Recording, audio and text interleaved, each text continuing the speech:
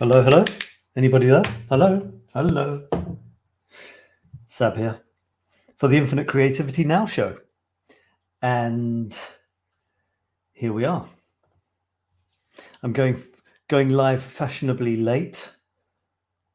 No, creatively late. Sorry. People arrive fashionably late in France, I think. And I go live creatively late. There's a guy who does a radio show on the BBC in the evenings called 𝗜𝗙𝗚𝗜 something or other, and he has the midpoint of the program. It's a 3-hour program, and he says, and now it's the midpoint, but it's never actually 1.5 hours in, and I think that's quite cool. It looks like I haven't got anything planned, but I've got a few things to show you.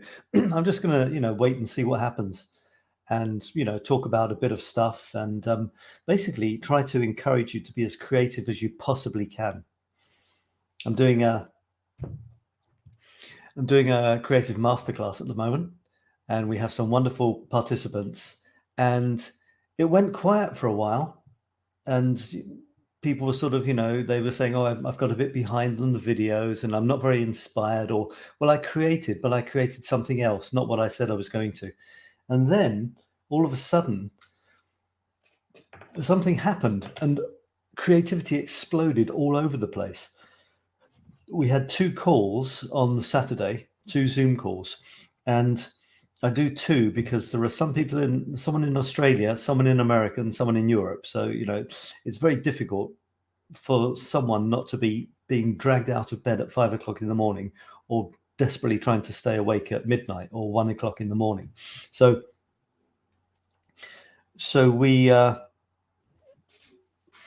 I do 2 on the Saturday, 2 weekly Zoom calls, and they were both amazing. And suddenly a whole load of things happened. One of them was that we set up an accountability group. It's actually a messenger group. And the idea is that you have accountability partners. At first, it was just one person who said, I'd like to have an accountability partner. And then I told everybody else, and they all wanted to be in on it. The way it works is this, and it can work in many ways. This is the way we're going to do it, probably, in this group. For the duration of the masterclass, maybe longer. This is a suggestion. In the evening, you set your mind for what you want to do the next day. Now, this could be one thing that you really want to do, or it could be 3 things. You set your intention. Then you write it to the group, and you say in the group, my big 3 for tomorrow, for example, are big 3 is, or big 3 are this, this, and this. And now these are creative things. They're not things like doing the washing or tidying the bathroom. They're creative things that you want to do. This is in my world of creativity. If your world is something else, then I can't really talk to you. But I'm encouraging you, if you're having an accountability group or partner and you want to get stuff done with me, I'm interested in creative stuff. So you put down 1, 2, or 3 creative things you would like to do the following day. Okay, then you go to sleep, and then you wake up, if you're lucky, and you're fired up. You read your 3 that you wrote the night before, and you've broadcast this to your accountability partner or partners. You read what you wrote, your number 1, or your number 1 and 2, or your number 1, 2, and 3, and you think, yes, that is what I'm planning on doing. I know this because I did it last night. You're not even surprised. In fact, you're ready. In fact, during the night, your brain was working on how to get those things done, coming up with ideas for you and all sorts of stuff. It's really cool. So then you launch into your day. If you can, now there's a million ways of starting your day, in all these sort of make the most of your life, achieve your goals type of things. And basically do the one that works for you. But a lot of them, they're not about creativity. They're about meditating. I know that can lead into creativity, but they're about meditating. They're about planning your day, writing your list, restating your goals, having a contemplative moment with the universe, maybe even being in nature, and or exercising.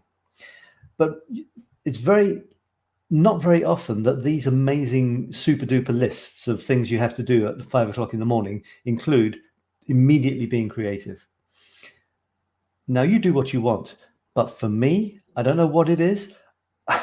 The exercise very first thing doesn't work. The meditation doesn't do it for me. Creating does.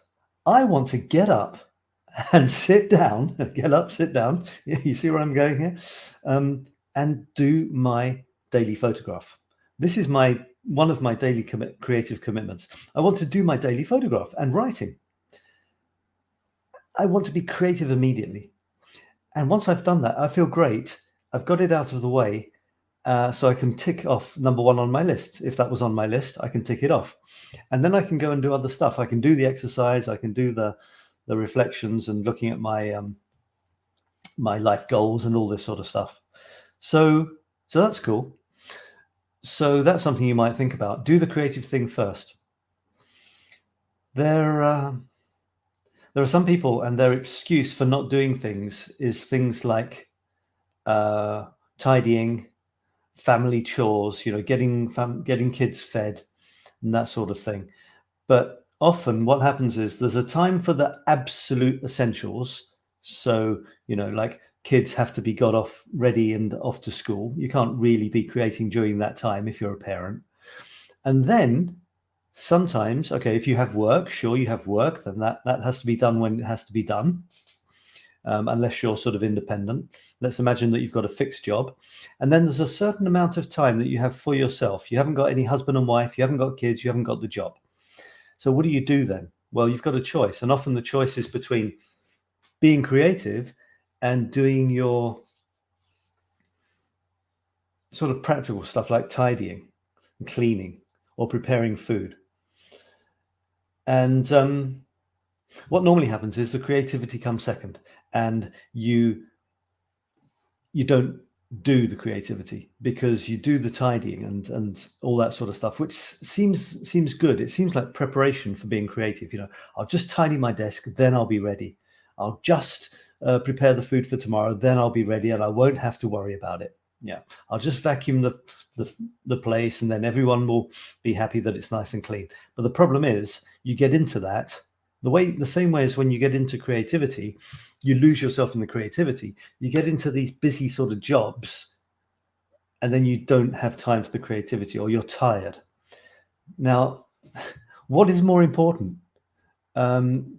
Tidying the desk or creating at the desk? Now, some people, they say that you should have a clear desk equals a clear mind. So there's nothing distracting you. You're just open to anything the universe might want to throw at you. And if you work that way, great. Other people, they say, no, I like to be surrounded by my stuff. But the danger is creativity comes last. After the really necessary things, the kids off to work, after the, okay, to be done, but maybe not urgent stuff like cleaning or tidying, and then the creativity. And often the creativity falls off the end and you don't do it. I would argue that the creativity should be number 1. You should be creating first. Then you can do your day job, if you have one, and look after the kids and stuff. And then you can maybe do the cleaning at some point. I think most people clean far too much, but I'm a guy, so maybe that says something about me. So, yeah. Right. What have I got to show you? Well, you can say hello if you're watching on the replay, or if you're watching live, say hello. I'd love to see you. My objective here is to get you to be as creative as you possibly can and as you would love to be. So I'm going to show you some of my creative stuff. I've changed the layout of the screen slightly. Check this out. I've got the whole screen is what I'm going to show you. I'm down in the left there. Before it used to be like this. Anyway, let's try. So this is where you can see my creative stuff as it sort of trickles in. This is the Facebook page. The banner is what's coming up next. You can see that what you're looking at is now. The next live show is the 19th of April. You're actually watching it. And then you've got my stuff that, trickles in. The funnel, this is something that I'm going to just show you quickly a few of my things. And then a bit of other stuff. I don't really have a plan for today. Please contribute. Please say hello. As Karina Thorne is doing. Karina is saying hello. Hi, Karina. Nice to have you here. Karina Thorne, Chinese thing, 𝗖𝗥𝗘 𝗠𝗘 Fantastic to have you here. You can see what I'm rambling on about. Twice a week, not always on creativity. So I'm going to show you some of my creative stuff from the last week. This is to inspire you. You can do it too. This is called the Fundle.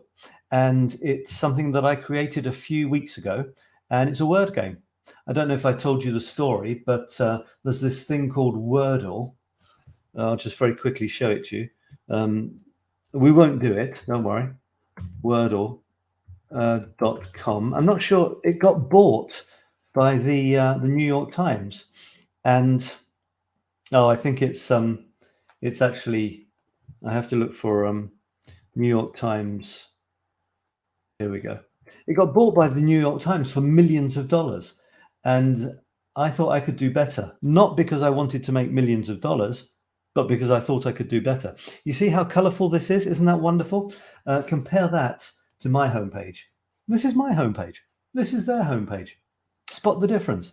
I'm not saying that's not good. In fact, I created a website once which had no color at all. I'll show it to you.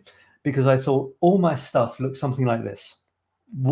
Am I capable of? Oh, hang on. Karina is saying, ha ha ha, which is good. I don't know why, but that's a good thing to laugh. I asked myself, I'm going to get rid of this infinite chat thing. It's kind of getting in the way here. I asked myself, am I capable of? Maybe I'll keep that one. Am I capable of creating a website with no color? So this was a crazy challenge for me. You might think that's weird, but I did, and I called it apparently.com. No, sorry, apparently.space.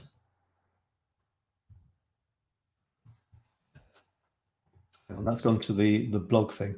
So I'm just going to, I called it apparently.space, and it looks like this. No, here we go. This is it. Apparently, this is a website called Apparently. And it's got links here, it's got about, it's got blog, apps, chat, it's got some sort of credit down here, and it's all in black and white. And this is incredible for me. And I was really happy with this because it was so different. And in creativity, one of the best ways to be creative is to do what you haven't done before. And so many people don't. They really don't. And I see it all the time. I saw it on my Zooms just now this weekend when we were talking about being creative. And someone wrote a poem. Alison wrote a poem. It was part of an exercise she was doing in some other group. And she had to write a poem about something that wasn't going well for her. And then, I can make myself bigger actually while I'm chatting away. Does that work? And then when she'd written the poem about something that wasn't going well for her, and she was describing in great detail how bad everything was, then she had to turn everything from negative to positive. And it was a really good exercise. Another way of looking at this with creativity is, I always say this in photography, how do you take an original photograph? Well, you just do anything or everything that no one else does. So you need to know what everyone else does, and then you don't do that. For example, how do you tell a tourist shot? I mean, you can't tell them apart sometimes, but what is a tourist shot? Well, it's very simple. A tourist shot is when you see something vaguely interesting in front of you, you raise your camera to your eye, if it's a proper camera, or if it's a smartphone, you're looking at the screen, or maybe it's like that, and you click. So you're looking straight ahead from eye level. You haven't done any sort of composition or walking around yourself. No, you stood, up, click. Do anything except that, and you'll be more artistic than all the millions and millions of people who do that. So For example, instead of looking straight ahead, I've got a theme at the moment over all my groups, the photography group, the writing group, and this creative group, which is, let's pop over to that, and I invite you to take part. The theme is looking down. Creative theme is looking down for this week, for this fortnight. No, okay. So this is a good example of what I just said. How do you take a shot that doesn't look like other people's shots? Well, everybody else's shot looks straight ahead. What don't they do? Well, anything except look ahead. So look down, look up, look left and right is not quite the same, is it? Because that's kind of like looking straight ahead. So there you go. This photograph was taken looking down from above, obviously. The guy in it is actually looking down. He's looking down at the street. And the way the photograph has been angled, it looks like he's walking down the photograph, down some steps to the bottom right-hand corner. Of course, they're not steps, it's a zebra crossing. But you see, there's loads of looking downs here. I'm looking down on him. He's looking down at the zebra crossing, and it looks like he's walking down the photograph. So that's the theme across all my groups. And if you're tempted to write something about looking down or down, then you can do it in the writing group. And if you're trying to close this thing, and if you're thinking of photographing that theme, then do it in the sorry, I'm just trying to close this thing. It doesn't want to. And if you want to create something else, which is not photography and not words, you can do it in the creative group. It could be anything except that. I mean, you can include photography and writing in the creative group. That's fine, but we focus more on the idea of being creative, attempting to be creative. Okay, so that doesn't want to close for me. My computer's getting a bit old, I'm afraid. Old in the tooth. So here, for example, is Dorothy, and Dorothy she's in the creative group, but she did a photograph. But having said that, it doesn't really matter, does it? So this is Dorothy from above looking down. That's a stunning photograph, isn't it? Looking down onto, how often do you look directly down onto the top of a plant? Almost never. And it also looks like it's got a bottle stuck in it, which almost looks like another sort of strange flower. That's pretty cool. She's got a lovely effect on it. Changing your point of view is a fantastic thing to do in any form of creativity, but especially photography. So this little button doesn't work. You have to use this button. Somebody else wrote, I saw a picture of a rabbit somewhere at some point. What's going on? What's going on, Sab Paris? Okay. Let me open this group up again. Oh, actually, if I go back here, maybe I'll get back to it.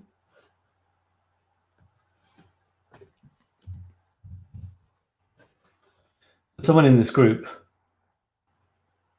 drew a picture of a rabbit, and she said something like, if I look down from where I am, this is what I see.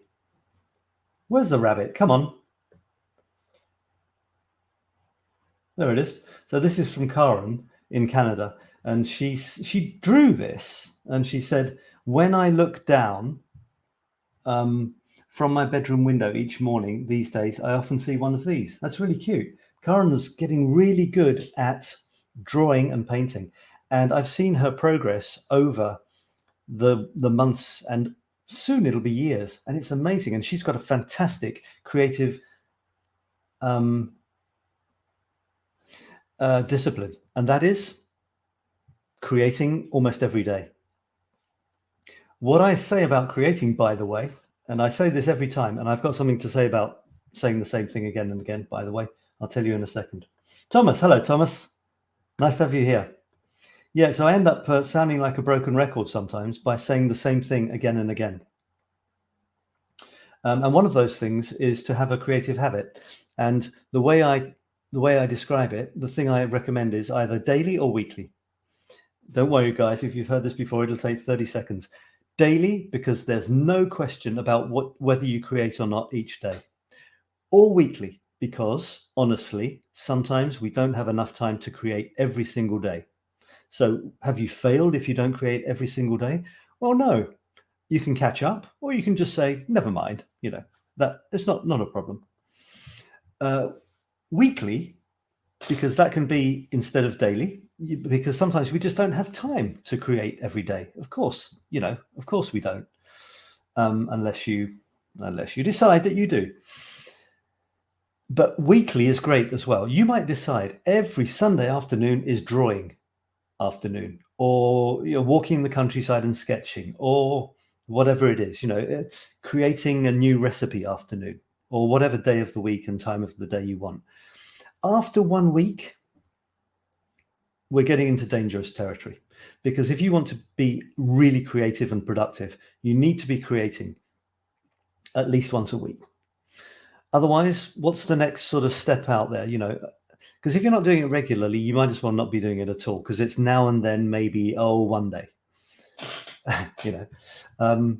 So I recommend either once a week or once a day.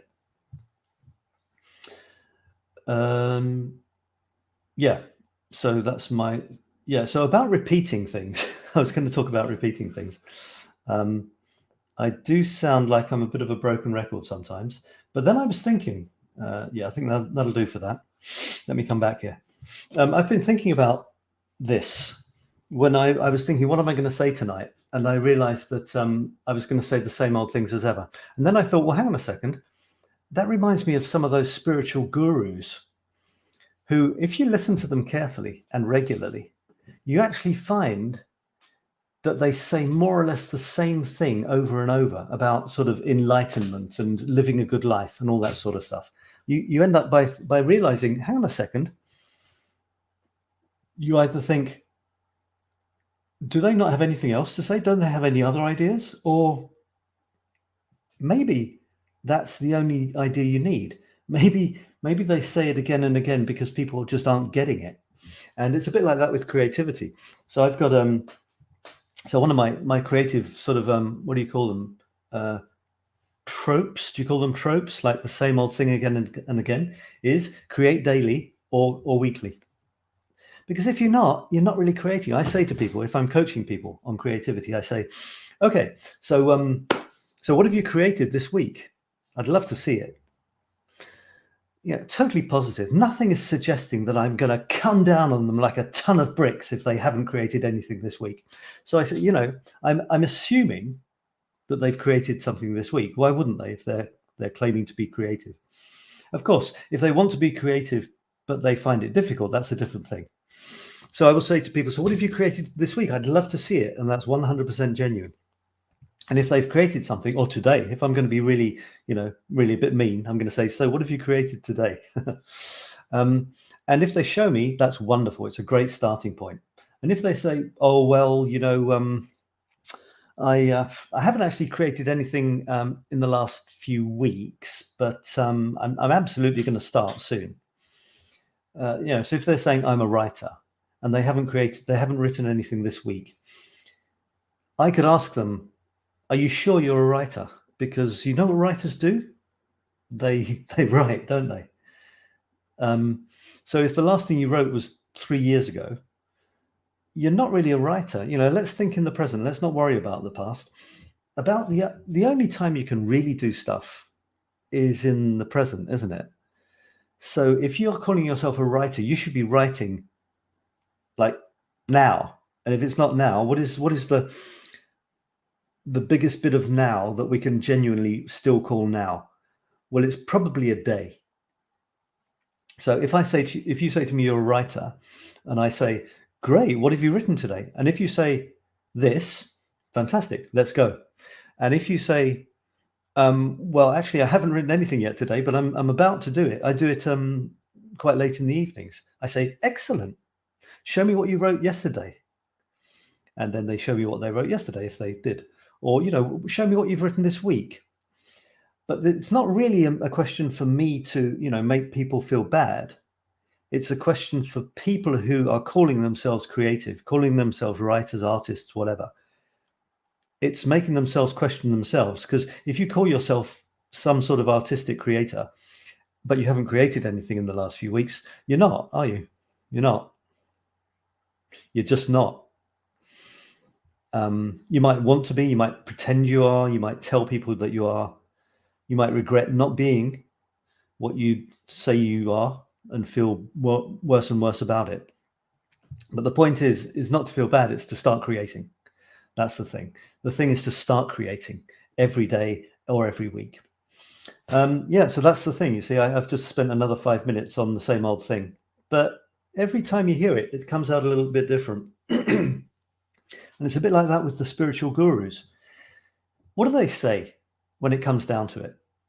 They basically say, live in the present.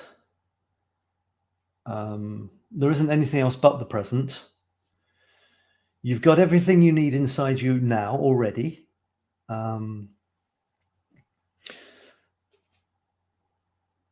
Sometimes they say, this is actually quite daring. If you've got a spiritual guru who dares to say this, they're probably quite a good one, I think. And there's definitely an equivalent with creativity. I'm not a guru, guru is a nice word, actually. It means teacher. But I encourage people, okay, you'll see where I'm going with this. I think the best spiritual so-called gurus are the ones that say something which is actually quite scary. For anyone who has spent a lot of time and money and effort getting, lots and lots of qualifications, all that sort of stuff. The best spiritual gurus say that you know what? You don't actually need me at all. And as soon as you can get rid of me, the better. But the thing is, people don't believe them. They don't believe that they don't need their guru. They're really attracted to the idea of someone who's, amazing, looks like they've got it all together. So I'm gonna sort of follow in their footsteps and hang on to their apron strings and all that sort of stuff. And hopefully one day I'll be able to be like them. But the problem is that's wrong, because take creativity. I can't tell you what your creative genius is. I haven't got a clue. I can encourage you to create regularly, but I can't make you creative, and I can't create what you're capable of creating. So in a way, I'm like the guru, the spiritual guru, who says, you don't need me, but the first thing you need to do is realize that. So in fact, you don't need me to tell you, you don't need me to sort of inspire you as such. Hang on, I'm just trying to get this right now. All the creativity that you need or that you're capable of producing is in and around you. It's not going to come from someone else. If you create something, when I create something, for example, I think it comes from about a combination of 3 different things, which we've all got. We've all got, and yours are unique to you. Mine are unique to me. I'll say this, this sounds arrogant, and you'll realize it's exactly the opposite. There's no way you could create what I create. But that could have been you saying it to me. You could say to me, Sab, there is no way that you, Sab, no way, it's just not possible that you, Sab, are capable of creating anything like what I can create. Because I haven't lived your life, and you haven't lived mine. I'm not surrounded by your environment. You're not surrounded by mine. I haven't been exposed to all the different people, the happenings, the joyful moments, the tragedies that have made you what you are. And I'm also not living your life on a day-to-day basis, because the 3 things that I think make up contribute to our creative output is, I'll probably only remember 2 of them now. One is what we've lived up until now. Everything, literally every single second, has made us utterly unique. And no one else has that. So we have that. All our memories, all the people we've ever met, ever lived with, as I said, the tragedies, the high points, the low points. So that's there, sitting there. And then there's new stuff that we learn. we expose ourselves to. So I could choose to sit in my room tonight, or I could choose to go for a walk in the dark. And each of those would supply me with new input. I could choose to read a book on, I don't know, Italian pre-Raphaelites, or I could choose to read another book on the history of Paris, or I could choose to read another book, like, I don't know, an early Mickey Mouse comic. Each of those will mix. It's not on its own. That won't on its own give me the idea. That will mix with everything that I've already got in me from my life. And you're doing the same, you see. You can choose what current influences you give yourself. Will it be the walk? Will it be the history book? Will it be the comic? Will it be nothing? Avoid could be good. Not avoid. Avoid, like not putting anything into your brain, could be good as well. You never know what might come in to your brain when you stop filling it with other stuff. So there's our lived experience up until now. There's what we choose to expose ourselves to or to learn on a day-to-day basis. And then the third one is the magic, the unknown. There's chance, there's serendipity, happenstance, there's things that just happen. You weren't expecting them to happen. A chance meeting, and which leads to a conversation, which leads to a proposition, which leads to a project, which leads to a new creation. You can see this thing here is a painting. It's a big painting, right? Big painting like this. That came from me deciding at the last second not to avoid a couple of people on the train that I saw and I knew. And I'm a bit of an antisocial bastard sometimes, like miserable sort of. I'm wonderfully sociable, but at the same time, I'm terribly, sort of introspective. It's kind of weird. Well, it is what it is. So I almost didn't go and sit with them because, then you have to do the conversation, blah, blah, blah. Well, this painting this painting,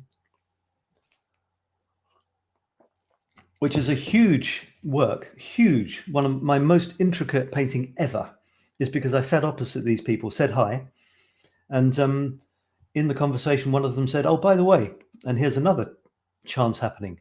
There was one of them was organizing an art exhibition with 101 artists on the theme of road safety. 101 artists to be linked to the testimonials, the texts of 101 people who have been in road accidents, or children, or the carers of children. Okay, so that was almost organized, but they had one person dropped out, and she said, "There's a place. Would you like it?" This event changed my entire year. I had a painting and exhibition. I created a huge, massive, in-depth, detailed painting. So that is not to be snuffed at, but those things happen. Is it luck or not? Well, there's a funny thing about luck, and that is the harder you try to be lucky, the luckier you get. In other words, the more you expose yourselves to things you're slightly uncomfortable with, or trying to avoid, or, you could stay at home, but you decide to go out. The more you do that, the luckier you get. And you put those all together. The things you've grown up with that have made you, the things you decide to pursue in the present moment, and happenstance, pure chance. And maybe there's four things: a bit of magic from the universe.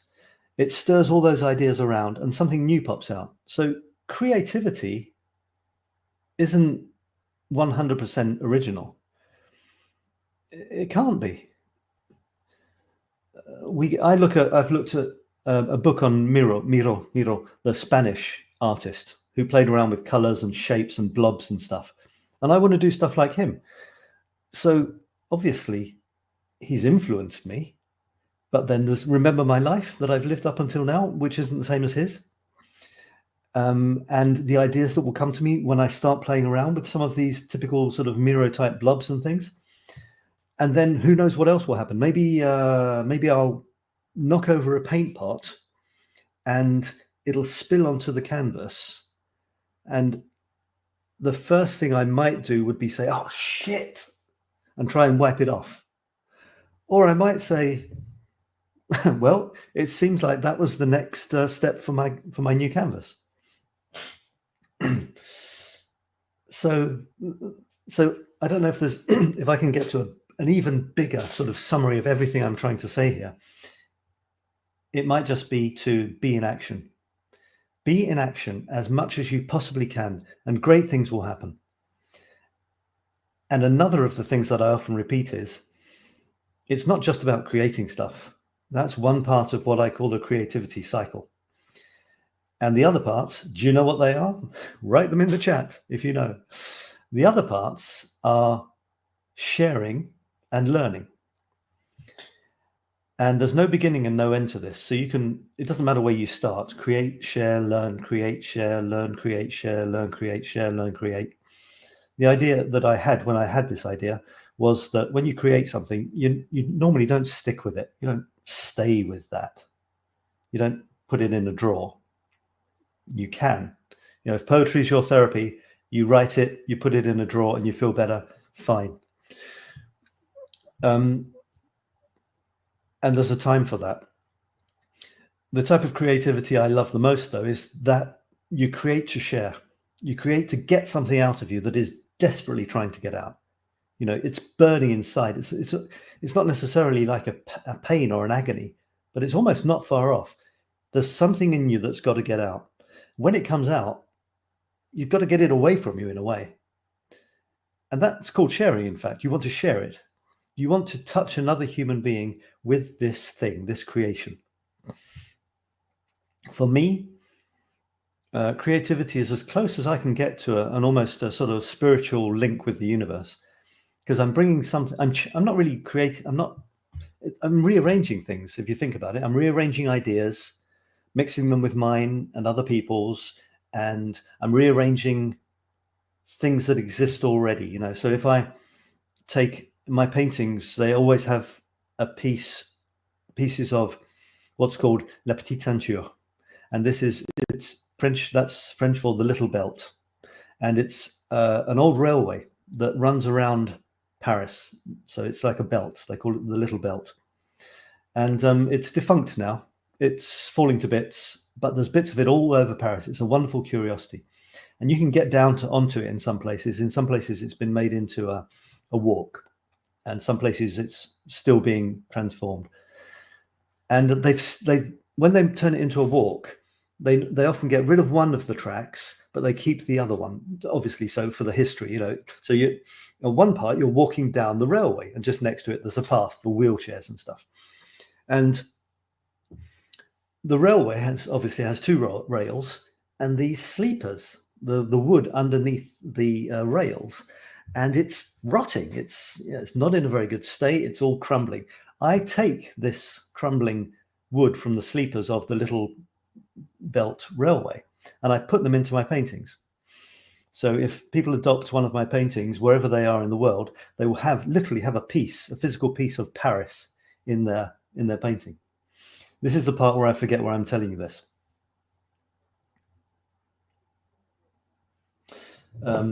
So if you have an idea why I was saying that, please tell me. So I have forgotten. But what happens is when you forget something is you talk about something else and then you remember it. So I should be showing you more things, actually, shouldn't I? These are my creations from the last 2 weeks, let's say. These are that's not right. So these are my photographs from the last 2 weeks. Here's one set. Is it coming back to me, that thing? So that's one set of photographs. One photograph a day, folks. That's what I want you guys to do. Create something every day. If it's a tiny little line on a piece of paper, a squiggle, well, who says what's too little creativity, and who says what's too much? That's ridiculous, isn't it? So create something that didn't exist before every day, and we can probably carry on working together. Karina says, creative inspiration can be found in the strangest places. I'm trying to remind me what I was going to say, as if it matters. Yeah, thanks. I don't know. You put the pieces of the rotting wood in your infinity squares. Yeah. Okay, I'm getting there, Chris.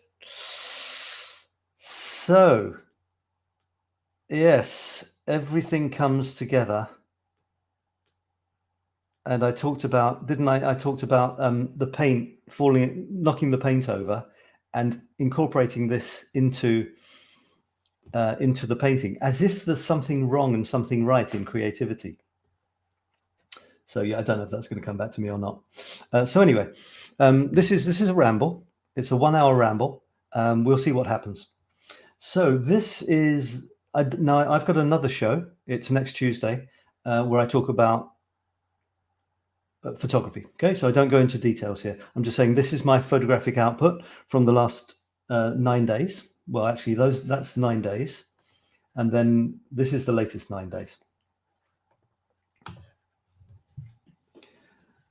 And you can see the guy there who became part of the photograph to promote today's this current theme. Although it's not quite the current theme, because the current theme on Infant at the moment is trees. But as soon as this show is finished, the current theme will be looking down for the creativity group. It's currently the current theme for the writing group and the photography group. Anything about looking down, it could just be down, you know, down, write a photograph, write a story about being down, feeling down. Well, you know, you'll imagine. It can be metaphorical, it can be literal. So what can I say about this? If you have any questions about how to create regularly, then please let me know. You know, how is it for you? How often do you create? Do you worry about creating at a specific rate, or you just do it when you feel like it? You know, it doesn't matter. Of course it doesn't matter. Those who don't feel the creative urge, the way I'm talking, you'd think I'd have a problem with that. Absolutely not. It's absolutely not for me to tell other people how they should be living their lives. Unless maybe they're trying to kill me or something, in which case I might have a point of view on that. I am addressing myself to those who love creating things. That's the target I've got in mind. And I want to surround myself with that sort of people. And I do. I've got so many wonderful people who share their creations with us, with me, with the internet, with Facebook. And that's, as I was saying before, the creative cycle: create, share, learn. For all I know, it could go the other way. It works in several ways. When you create something, you feel great when you share it. That's a wonderful moment, because you know you're going to touch people. When you create something, it's actually just a vehicle for exchanging emotion, for transferring emotion from one person to another, from one human being to another living creature, so we don't feel so alone. So when someone experiences what you've shared with them, hopefully they like it because they feel closer to you. You see, it's not necessarily about the thing. They could look at the thing and think that it's good or it's not, but they will feel something. The true sharing is that you're sharing something from you to them. This might inspire them. They might learn something from looking at your work, or from the way in which you shared it, or the way in which you created it. They might learn something. They might feel inspired to create something themselves. And then the process continues, you see, but it's moved over to them. They will hopefully share with you, hopefully.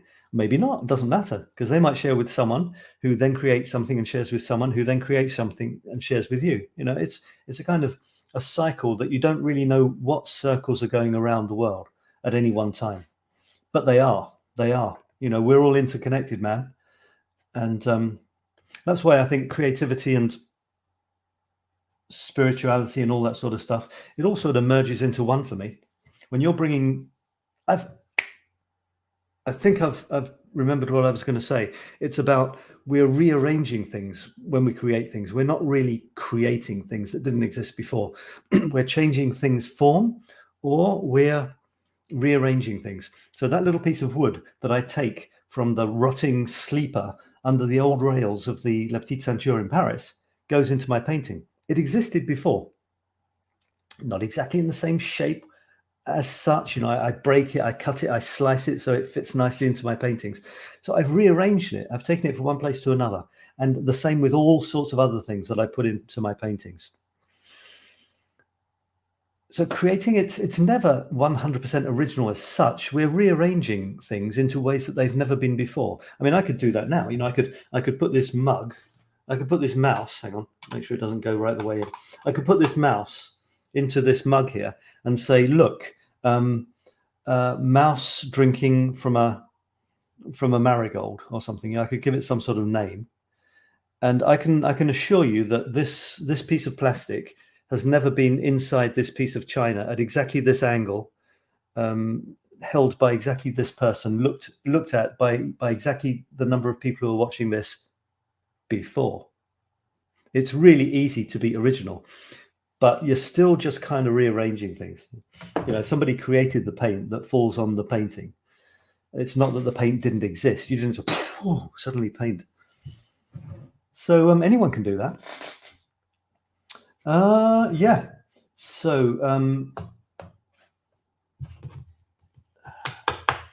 I've got so many things I want to show you. Okay, so these are my latest things, and hopefully you will contribute as often as you can to the group so that I can be showing your stuff, not just mine. I'd love 50-50, you know, your stuff, my stuff. Anything strike you here? Any of these pictures you want me to talk about? And then with the pictures go the writing. What comes first? Normally the pictures. The writing goes on top. I realized that I loved so many things. I was going crazy. I was trying to do a bit of this, a bit of that. And it was all a bit of a mishmash. And I did something which is called finding my thing. And this is something I often talk about with people. Your thing. It's a bit like when people on self-development courses talk about finding meaning and finding purpose in your life. I won't talk about that now, but finding your thing, artistically speaking or creatively speaking, my point of view is that there isn't one thing you were born to do. You could be particularly good at some things, not seemingly as good at others. Sure.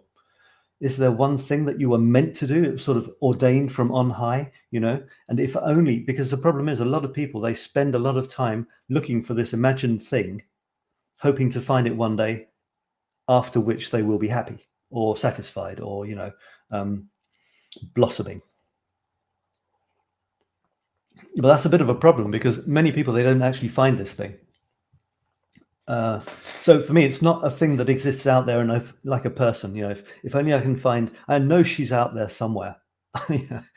Well, you're probably not going to find her if she's out there somewhere. You know, there's a pretty slim chance amongst the 8 billion people that you're going to find her or him. But the thing is, there's a lot of really great people out there. And in the same way, creatively speaking, there's a lot of really great creative things you can be doing. That's for sure. There's an infinite number. That's why you see it says, inspired by infinite creativity. My art is called Infinity Squared. My coaching, some of my coaching things are called like Infinity Coaching. There's a reason for that. And that's that so many things are infinite and we don't realize that they are. There are infinite ways of being creative. One of the ways I always talk about, and I wrote some sort of poem about it, was that if you put about one or two, let's say 2 or 3 slightly unusual words together and you Google them, you'll find 0 results very, very quickly.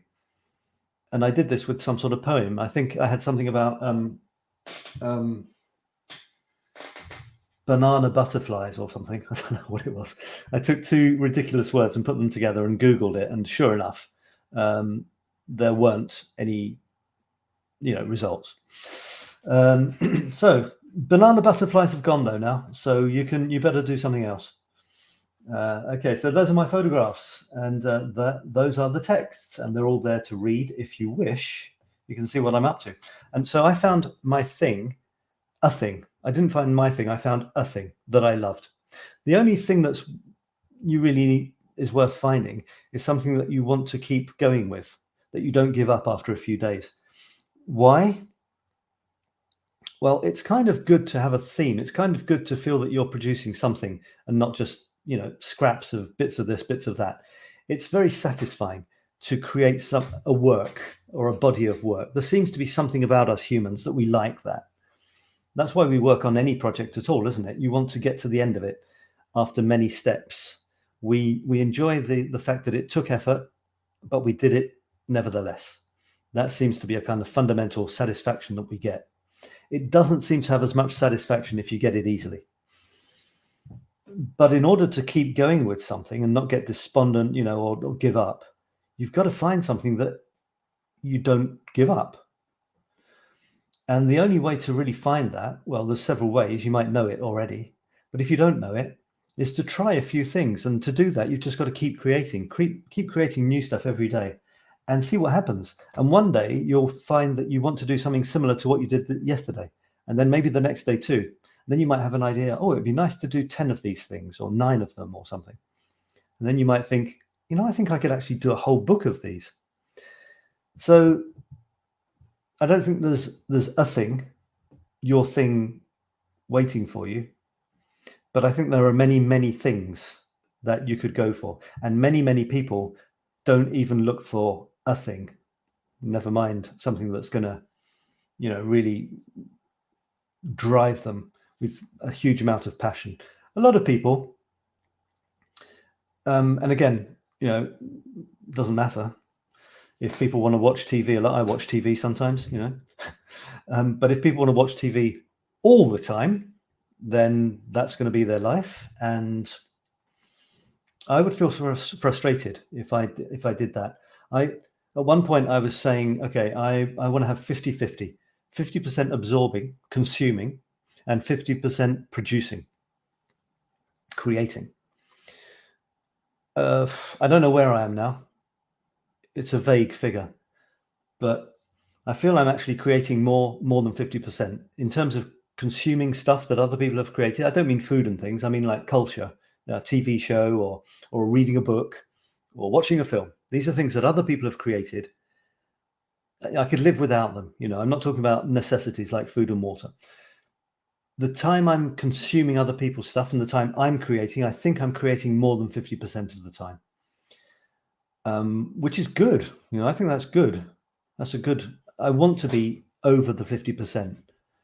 Of course, you've got to consume in order to, add to your life experience and the universe and stuff, because I don't think anybody has completely original ideas. You need input. It's amazing. This is them sharing for us.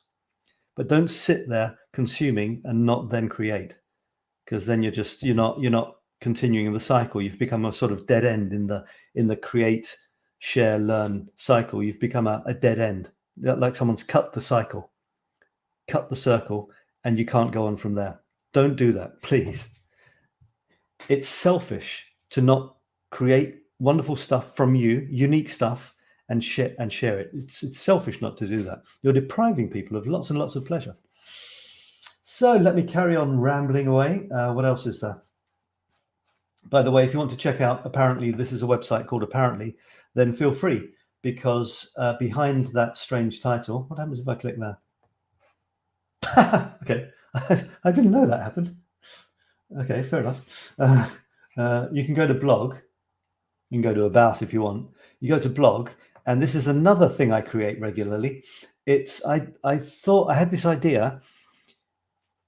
How creative could I be of writing sentences which all start with apparently? This is a good example of setting yourself limits. Another of my limits is squares. I set myself a limit, a restriction of squares. Okay, there's an example. You see behind me, all my paintings are squares, and they're even made with squares. So my paintings are 9 squares put together in a square shape. They don't have to be though, but they can. So that, squares. It's a square of 4 squares. I was pretty excited. By the way, and so this is square. You see, my apparentlys are square, and I thought, with words, you can't really, how can you be square with words? Well, I decided to create a vehicle for my words, which is square. So you see it's square. And the challenge was, can I be continually creative over the months and years with sentences which all start with apparently? So this is my attempt, not for me to answer that question. but at least I'm trying. At least I'm doing something, and then I throw them out there. And of course, it doesn't matter what people think. Get your stuff out there and move on to the next thing. Some people will like it, some people won't, and some people will be indifferent. Well, okay, that's it. Like anything, isn't it? The thing is to be the one producing, to make some people like it, some people not like it, and some people be indifferent. Don't be the one who is just constantly consuming and cutting the circle. Don't be that person. I mean, you know what I'm saying here. Of course you can if you want to. But because I've decided that creativity is almost my religion, it gives me this sense of being alive. That's what I want for other people, although I'm not, preaching, kind of preaching about it, I suppose. So that's kind of fun. And they can go from silly to irreverent to downright snidey and sarcastic. Although I try to avoid sarcasm.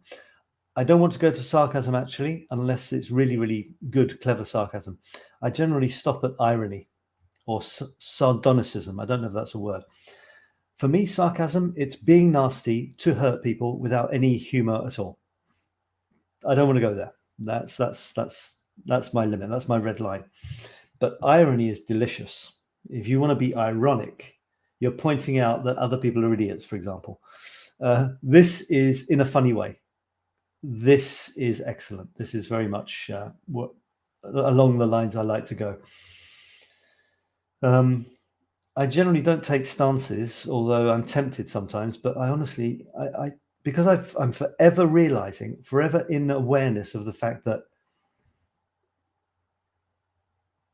somebody's opinion. We joke, we say, that's his opinion and he's welcome to it. But he really is. If he doesn't like it, he's not only welcome to the opinion that something I've done is crap or wonderful. He's right too. For him, he's right. She's right. It's not for me to tell them. So I'm so conscious of this all the time. I find it very difficult to try and impose my point of view on other people. I'm just so aware that it's only my point of view. So that's a good way to be, I think, as an artist, an artistic person, because you just don't care really what other people think, because some will like it, some won't, and some will be indifferent, and some won't even have time to look at it. That's just the way the world is. You don't need everyone to love your stuff. And even if people don't love it, it doesn't matter. It just doesn't matter. The thing is to enjoy creating. That's the thing. Enjoy creating, and that's all you have to do. Create, share, and the next step after sharing, it shouldn't be waiting for reactions. It should be deciding what you're going to create next. That's what the next step should be. Create and then create again. Not create and wait and see what they say. Oh, I hope they like it. Oh my God. What if they don't? They probably don't like me either. We often associate our worth with the things we create. That's kind of wrong as well, isn't it? I think, we're not the things we create. It happens all the time, and I do it all the time. We slip in little things which belittle ourselves before anyone else can. We're coming up to the hour time, and I've been rambling. I still haven't shown you half the things I wanted to show you. I will show you this though. This is a square, believe it or not. This is a nice thing to end on because it shows you how creativity goes around. When you share, it comes right back to you. This is a square thing. It's a square picture of a peacock. And if you look closely, you can see that it's a jigsaw. This was from some students of mine, and they wrote some stuff on the back there. But nice stuff, really nice. So I talked about creativity with them. I think I talked about my square obsession and my jigsaw puzzles and things. And on the last day of our time together, they gave me this, amongst a couple of other things, actually. And it's square, and it's a jigsaw thing. And that's so sweet, because they gave me something that they thought would be nice for me, not just a random present. I'll show you another present they gave me, and this one is pretty amazing. They gave me this. Okay, you see what it is? Okay, so it's a beautiful, well, it looks like a beautiful, very expensive zoom lens. These things cost hundreds of euros. You know, I mean, this is rubber. It's clearly that's what it is. Except, hang on a second. Zoom lenses shouldn't do that, especially expensive ones. And it's actually not a zoom lens at all. It's a cup, and inside the cup were chocolates, which I just gave up on Monday. So I can be very generous and offer people them, and they'll think, oh wow, he's so generous. And in fact, it's just because I'm trying to respect my diet. So it's a cup. That's a creative present. They know I like mugs. They know I like chocolates, except I've given up. Oh, and they know I like photography. They gave me the most original mug I have ever had in my life. This is an amazing mug from my mum and my son. I mean, aesthetically, I do like this more, but in terms of pure, just craziness, this is the best mug I've ever had. Amazing. And that sort of wonderful thing comes from, you know, giving, sharing, giving of yourself more than anything else, involving people in the joy that comes from being creative and from creating things, involving them, show them how they are influencing you, how it's a circle. And for example, that painting that I did there, I happen to know that the couple that organized the show that asked me to do a painting if I wanted to do one. I know that they'd lost a child very recently, and I put secretly the initials of their child on one of the well, let me finish by showing you this. What if I can find it? Oh god, I had a whole load of other stuff lined up. I had this lined up, but it'll be for another time. So yeah, so let me just show you that. I can't even find it. Okay, here we go. Yeah, 2021, 2022, 2021. Yeah, so I called it Crash Test Dummy. It was on the theme of raising awareness for so this is what you can't even see what I'm doing. So this is what the painting looks like. It's rearrangeable. It's made of 9 squares, and you can rearrange them and it still carries on. The pattern carries on, whatever you do.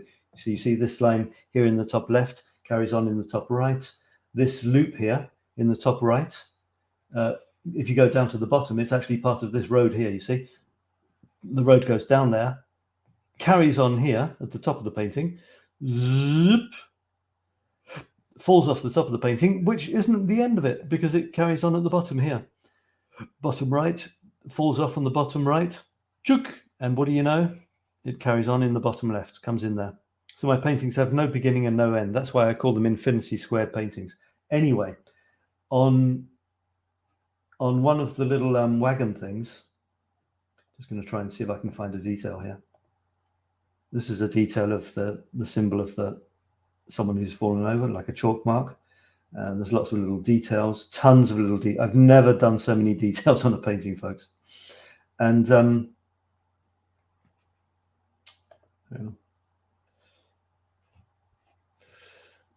all sorts of symbols and all sorts of things. But in some cases, that's, by the way, that's the size of 1 square. You can see me holding, that's 1 square. So there were 9 squares like that. And you can see these little trains here. Can you see that there's a train there? And there's little cars, there's a little car there.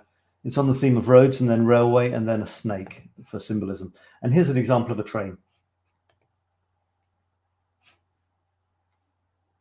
And you can see that I've put little symbols on the windows. I think there's infinity symbols, there's an alpha and an omega symbol. And here's another little train, for example. And I put the initials of my kids. One kid I'm on great terms with, the other I'm not. So there's lots of emotion in there. And on another of these little trains, I put the initials of the 2 people who, inviting me to take part in the, maybe it's on this one. Can you see this one in the top right there? Maybe it's on that one. I put the initials of them and the little girl who didn't make it.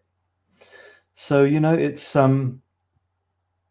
everything goes around, comes around. There's no beginning, there's no end. Everything is linked. We're all connected. And that'll probably do for today. A lot of rambling for an hour. What do you think? An hour of your life has been spent with me and the other people watching. If you're watching on the replay, thanks so much. I really appreciate it. Karina, thanks for commenting for the first time. So lovely to have you, invite you into my universe and for making me part of yours as well. And the next show will be on Thursday, and it's all about Paris. Anything and everything you didn't even know you wanted to know about Paris, based on my experience, my life here, my photographs, my writing. Curiosities of Paris are my thing. The crazy history of Paris is my thing. That's on Thursday. Next Tuesday, it's about photography. And next Thursday is the Thursday after that is about writing. And then the next Tuesday, we come back to creativity itself. Thank you for watching, everyone. So happy to have you here. I really appreciate it. We're all in this together. So thanks for being part of it. Tell people if you think they would like to join in. And above all, contribute your stuff. Contribute your stuff in any of my groups, and I would love to highlight it and appreciate it. And if you want comments on it, I will comment on it too. Thanks for now, folks. This has been Sab in Paris on the Infinite Creativity Now show. If you want to get in touch with me about creativity coaching or any sort of coaching, you can go to infinitycoaching.biz. And if you want to know about other creative stuff coming up, you can go to infinitecreativitynow.com. Told you there was a lot of infinity around these parts. That's it, folks. Thanks a lot. And I will see you again somewhere in the creativerse out there. Bye for now.